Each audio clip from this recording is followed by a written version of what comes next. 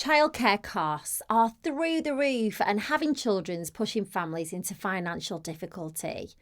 But surely the solution isn't to just stop having kids. The facts are pretty startling. According to the Money Helper website, the average cost of sending a child under the age of 2 to nursery full-time is now over £14,000 a year. That's a lot of money. The repercussions are that parents are dipping into their savings to afford childcare. Some are opening credit cards and others are borrowing money from friends and family.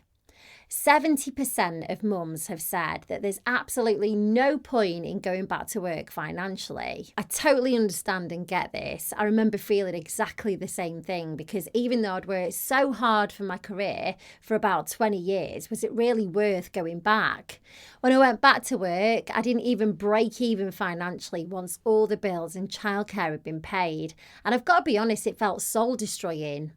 Because I was self-employed, I wasn't entitled to childcare vouchers, so we had absolutely no help from the government. But when my eldest was about 2 and a lot of paychecks later, thankfully the tax-free childcare scheme kicked in. Now, not everybody knows about this now, and it's essential if you've got kids. We definitely wouldn't have survived financially without it. If you haven't heard about it, it's an account that you transfer your money into, and then the government tops it up by 20%.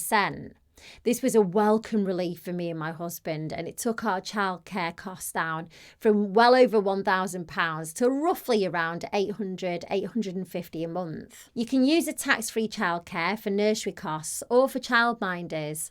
And the other good thing about this scheme is that you can use it alongside your free hours.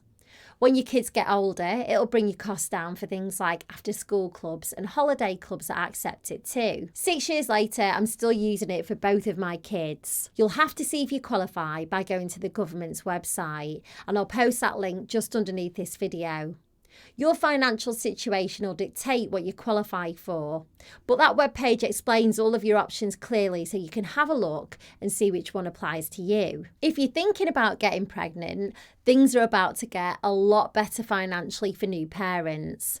Thankfully, a company called Pregnant Then Screwed have fought tirelessly for better childcare rights for working parents. After a lot of campaigning, the government finally listened. You may have heard the announcement in 2023 that from April 2024, eligible working parents of 2-year-olds will be able to get free 15 hours of childcare support.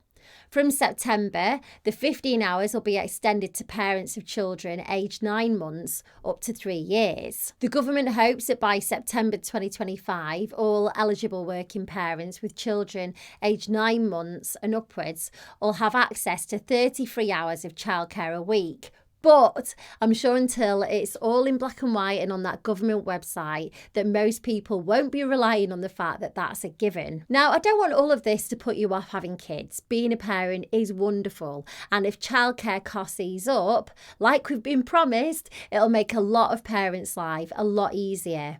In the meantime, try and stick to your budgets, and hopefully once the cost of living crisis is over, we'll all be able to breathe a little bit more financially. Take all of the help that you're entitled to and look into all of your options. If the government keeps their promises, then parenting should be a lot more affordable for everybody in 2025.